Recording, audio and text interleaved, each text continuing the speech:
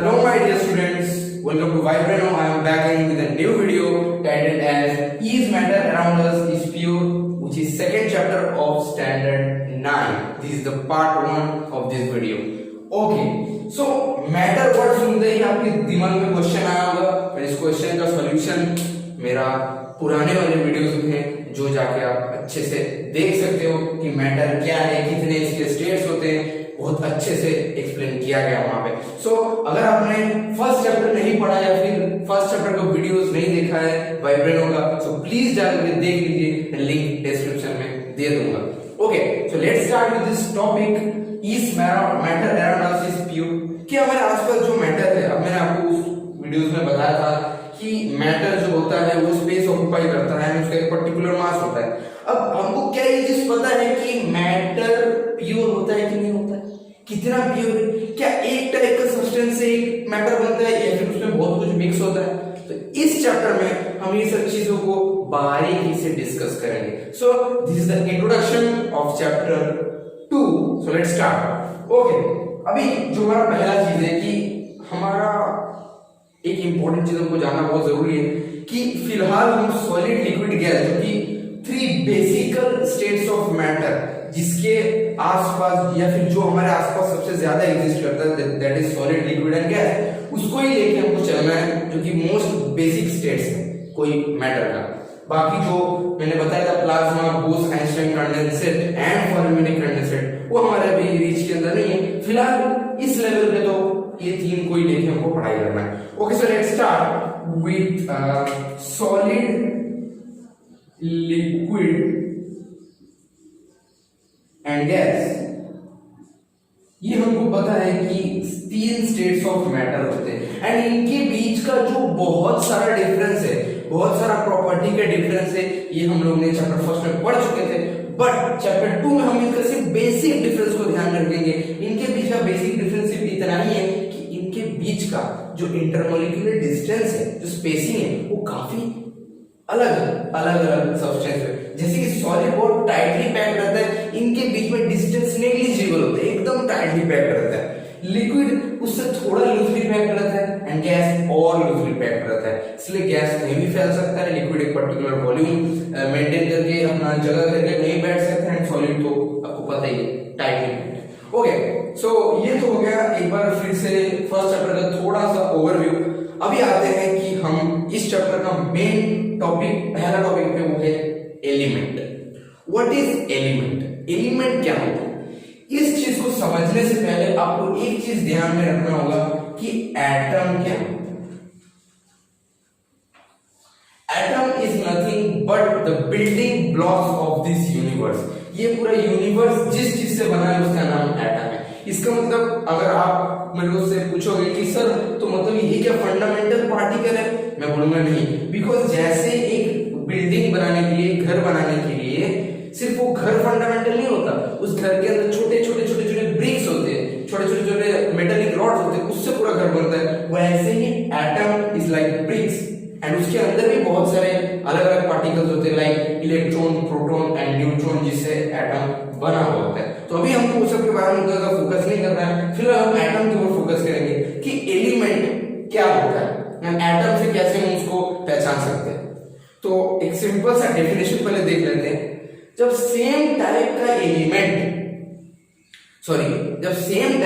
Atom एक दूसरे के साथ बॉन्ड बना के चिपक के एक मैटर बनाता है, सेम टाइप के एटम से बना हुआ कोई भी मैटर को हम एलिमेंट कहते हैं, which cannot be broken into simpler form। मतलब अगर हम इस एटम को और ब्रोक करेंगे तो उससे सिंपल और फॉर्म नहीं मिलेगा।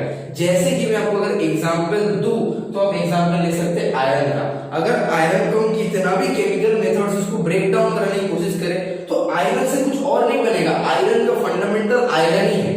एंड एलिमेंट में सबसे बड़ी बात, आपको सबसे बड़ा पॉइंट याद रखना है कि सारे के सारे एटम्स आइडेंटिकल होते हैं, सेम टू सेम होते हैं, उनका साइज, शेप सब कुछ इक्वल होता है। That's why they are called element. और एक जो आपको एलिमेंट का एग्जांपल वो है हमारा गोल्ड, वो वाला गोल्ड, प्योर गोल्ड की मैं बात कर रहा हूँ। वो गोल्ड मत समझना जो आंटी लोग पहन के घूमते हैं, वो खाली दिखाते हो फेकअप पे के भाई कि ये सच्चा, ये रियल गोल्ड है, फेंकते नाम फेंकते, उनको बात नहीं मानेगा।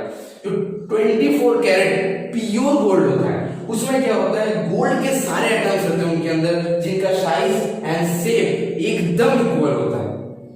सो this is all about element. क्या है एलिमेंट? हम लोग पहला क्या चीज सीखे, एलिमेंट। अब इस एटम की बेसिस पे हम जानेंगे कंपाउंड क्या होता है। अभी जब अलग अलग तरीके का atom, when different types of atom combine together, ये डेफिनेशन इसको याद रखना, when different types of atom combine together they form A compound. अलग अलग जब एलिमेंट एटम जब कंबाइन होता है तब वो बनता है कंपाउंड। इस चीज को याद रखना। अब कैसे, इस चीज को अच्छे से मैं समझाता हूं आपको।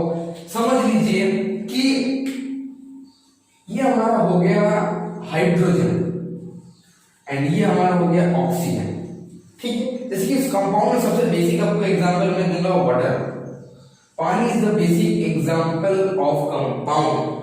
पानी दो अलग अलग एलिमेंट से बनता है, दो अलग अलग एटम से बनता है। जैसे कि दो हाइड्रोजन के एटम्स एंड एक ऑक्सीजन का एटम जब कंबाइन करता है they form water, which is chemically known as H2O, dihydrogen oxide. इसको हम पानी बोलते हैं। दो एटम हाइड्रोजन के, एक एटम ऑक्सीजन के, जिससे और उसी बहुत सारा कंपाउंड मिलते हैं, तो उनको मॉलिक्यूल बोलते हैं। ऐसे बहुत सारा मॉलिक्यूल मिलेंगे तो हमको एक पानी का पूरा स्ट्रक्चर देखने को मिलता है, जिसको हम पीते हैं, जिससे हम नहाते हैं, जिससे हम और भी बहुत सारे वर्क करते हैं। सो ये तो हो गया कंपाउंड। कंपाउंड का और एक आपको एग्जांपल दूं तो NaCl कंपाउंड का एक बहुत अच्छा एग्जांपल है NaCl, जिस सोडियम क्लोराइड, नमक खाते ही हो, ऑफ कोर्स ये बात है, अगर वो नहीं रहेगा तो खाने का टेस्ट खराब हो जाता है। तो वही नमक NaCl which is called sodium chloride NaCl। सो ये Na+Cl दोनों जब एटम्स, Na का एटम और Cl का एटम कंबाइन होते हैं तब सॉल्ट बनता है। So it is also a example of compound. Okay, एक बेसिक सा चीज है, इसको समझने से पहले एक बेसिक सा चीज हमको जानना बहुत इंपॉर्टेंट है कि कंपाउंड जो है वो इजीली ब्रेकेबल नहीं होता है। मतलब आप उसको बहुत आसानी से तोड़ नहीं सकते। मतलब एक बार हाइड्रोजन और ऑक्सीजन का रिश्ता बन चुका तो रिश्ता को तोड़ नहीं पाओगे, काफी गहरा प्यार है इनके बीच में। NaCl का भी सेम केस है।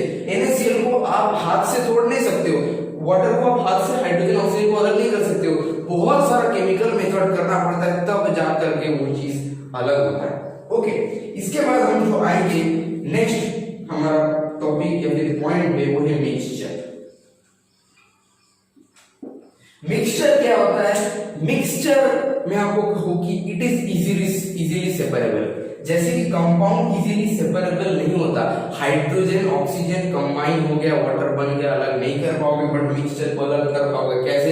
मिक्सचर का अगर आपको एक एग्जांपल दूं तो सिंपल सा आप पकड़ सकते हो, पानी के साथ नमक या फिर पानी के साथ शक्कर का एग्जांपल दूं तो बहुत बेहतरीन से समझ जाओगे। पानी के साथ आप खुद ही इसको प्रैक्टिकल घर पे ट्राई करना, कोई इसमें इशू नहीं है, आना तो ट्राई कर सकते हो, इसमें कोई रिस्क भी नहीं है, बट हमेशा पेरेंट्स के साथ रहे कि ये चीज आप कर सकते हो। पानी लो, उसमें शक्कर डालो एंड उसको गैस में हीट करो 100 डिग्री सेल्सियस। हमको पता है कि 100 डिग्री सेल्सियस में हमारा लिक्विड गैस में कन्वर्ट हो जाता है, स्टेट चेंज हो जाता है। तो 100 डिग्री सेल्सियस जब अप होगा धीरे धीरे तो पूरा का पूरा पानी इवेपोरेट हो जाएगा एंड जो शुगर वो ब्लैक कलर का एक लेयर में उस बर्तन में आपको दिखेगी। तो इससे हमको क्या प्रूव होता है कि अगर हम हीटिंग करते हैं, कोई फिजिकल मेथड करते हैं, तो मिक्सचर को अलग किया जा सकता है, बट कंपाउंड अलग नहीं होते बिकॉज वो मॉलिक्यूलर बॉन्ड से ज्वाइंट रहते हैं एंड ये जस्ट फिजिकली ऊपर से चिपके रहते हैं।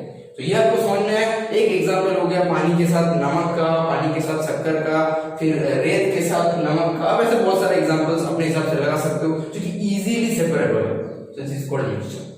सो ये तो थे कुछ fundamental basics of this chapter, because this is the introduction of this chapter, इसलिए मैं और डीप इसमें घुस नहीं रहा हूं। बट इस वीडियो का नेक्स्ट पार्ट में आप इसके और भी अलग अलग प्रॉपर्टीज के बारे में जानोगे, लाइक हमारा सॉल्यूशन हो गया, सॉल्वेंट हो गया, फिर मिक्सचर का भी अलग अलग टाइप होता है, होमोजेनियस, हेटेरोजेनियस। सो आज के लिए इतना ही। नेक्स्ट वीडियो में हम सारे टॉपिक्स को कवर करेंगे। So thank you so much for watching this video, but before going please just 1 minute मैं आपको एक फैक्ट बताना चाहता हूँ, एक सरप्राइज फैक्ट जो कि मैं सोच के रखा था बट मैं बोला नहीं, जिसको आपको लास्ट में बताऊं।